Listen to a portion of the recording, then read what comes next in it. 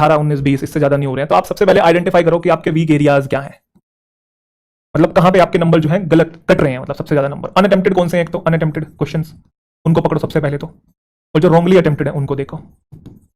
Wrongly attempted observe करो कि वो क्यों गलत हुए, एक तो जो गलत हुए, और दूसरा जो छूट गए वो क्यों छूटे, इनको ऑब्जर्व करो और इनकी टॉपिक वाइज अलग से प्रैक्टिस करने की कोशिश करो, ठीक है।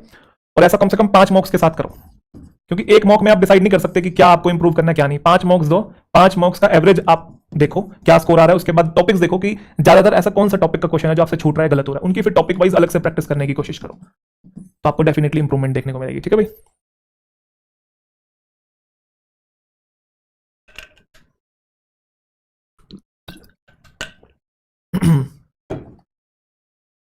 और क्या है भाई?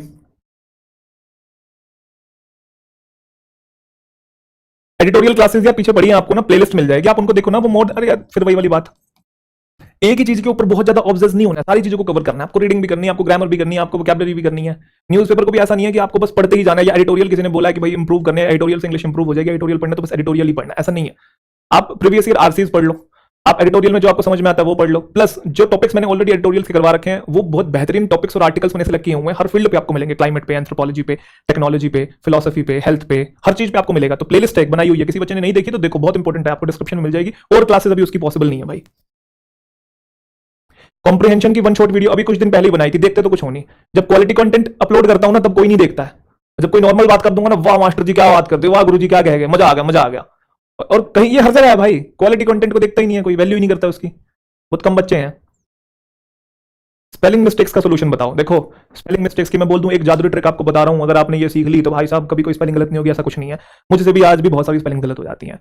उसको इंप्रूव करने का एक तरीका है, वो बहुत ट्रेडिशनल वे, हालांकि स्पेलिंग पे भी मैंने एक वीडियो बना रखी है, आप देख सकते हैं उसे, बट एक ट्रेडिशनल वे बता रहा हूं, उस वे को आप बीट नहीं कर सकते। बहुत बेहतरीन तरीका है, बोल बोल के लिख लिख के स्पेलिंग्स को याद करो। जिस भी स्पेलिंग में दिक्कत है अलग से एक नोटबुक बना लो स्पेलिंग मिस्टेक की। पढ़ते वक्त कभी आप मॉक टेस्ट सॉल्व कर रहे हो, रीडिंग कर रहे हो, न्यूज़पेपर पढ़ रहे हो, कहीं पे भी जो भी वर्ड आपकी नजर में आ रहा है और आपको लगता है आपको ये नहीं आता है, तो उससे पहले उसकी स्पेलिंग को 10 बार बोलो, मुंह से बोलो। क्योंकि जब हम किसी चीज को बोलते हैं ना, एक तो आपने मन मन में उसको बोला, एक आपने मुंह से बोला, तो उस चीज के ऊपर एनर्जी बढ़ जाती है, तो वो चीज कहीं ना कहीं दिमाग में स्टक हो जाती है जब आप उसको बोल बोल के याद करोगे। और उसी को जब आपने बोला तो उसको 10 बार उसी वर्ड को लिखो, तो ये हर शब्द के साथ आपको करना पड़ेगा। अब आप बोलोगे सर ऐसे तो बहुत सारे वर्ड्स हैं, तो भाई कोई ये चीज तो बचपन से इंप्रूव होनी होती है ना, कोई अब 10 दिन में थोड़ी इंप्रूव कर लोगे।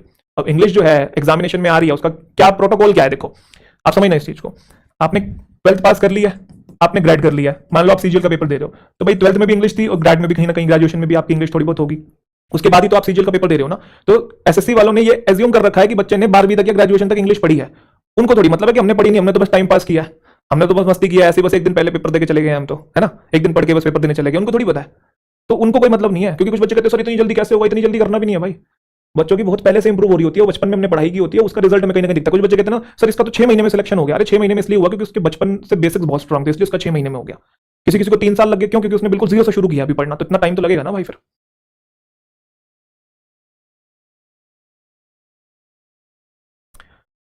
चलो जी, फिर उम्मीद है कि सेशन अच्छा लगा होगा, कल फिर मुलाकात करेंगे। डिस्क्रिप्शन में टेलीग्राम चैनल का लिंक है, आप उसे भी ज्वाइन